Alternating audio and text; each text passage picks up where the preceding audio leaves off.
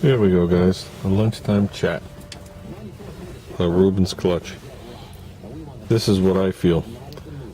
Here's the center hub that the piece slides nice and free on like it's supposed to. He's already tested that. This is what you see. You see those two, I'm going to call them clutches, I'm not really sure, shoes. They're the things that expand outward and sit on that tapered seat on that outer drum. Okay, so the more these things go outward, the more they hit that tapered seat, okay, and that drives the clamshell over. I know Ruben cleaned this and it works beautiful. I know Ruben cleaned the outer part of the clamshell, the belt goes, that looks good. I saw these are clean. I'm wondering, this pin, which I think goes like this, and is fixed here, same on the other one, and it's fixed here, but I'm wondering, pop off the two springs, slide these two pieces out, take this pin right here and this pin right here, hit it with 320 with a crosshatch. So you want a sanding pattern, it's a crosshatch. Whoops. Okay, don't just spin it around in a circle, and don't polish it. Put that little crosshatch on there with 320, then put graphite in there. That crosshatch will hold the graphite.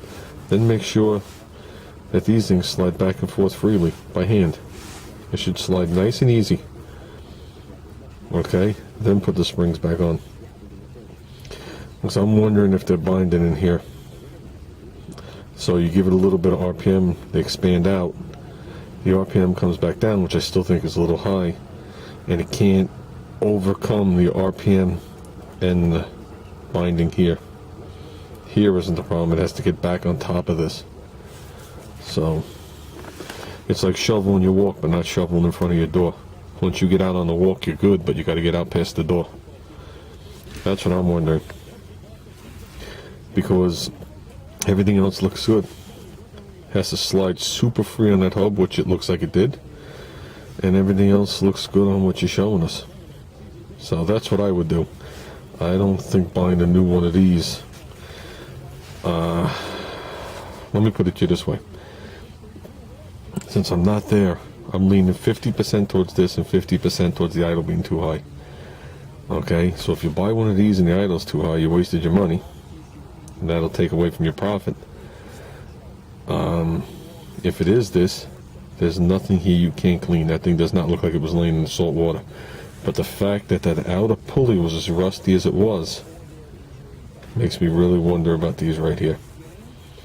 You could also, when you slide this thing off, the bore that this rides on, the bore on this outer shoe, where it rides on this pin, you can get a piece of sandpaper, maybe put it around something like this pen, wrap it around a little bit, and just put it in the hole and turn it.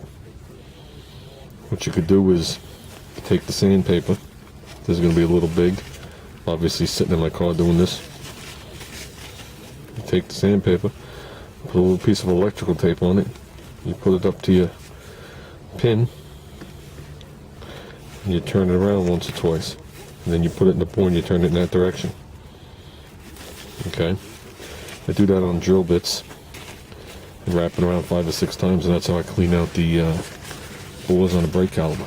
Been doing it like that forever. Works awesome. You just tear a little piece of the paper off again and you're cleaning it.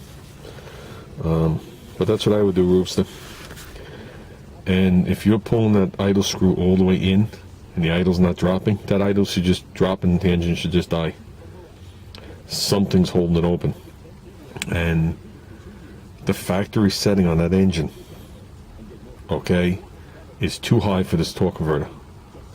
And I'm wondering if that's what the people did. I'm wondering if the people put it together and they couldn't get the torque converter to release. And that's the way you bought it. Because either A, this is binding, or B, the idle's just too high. And I'm wondering that's why it went up for sale. So, I think you can conquer both of those.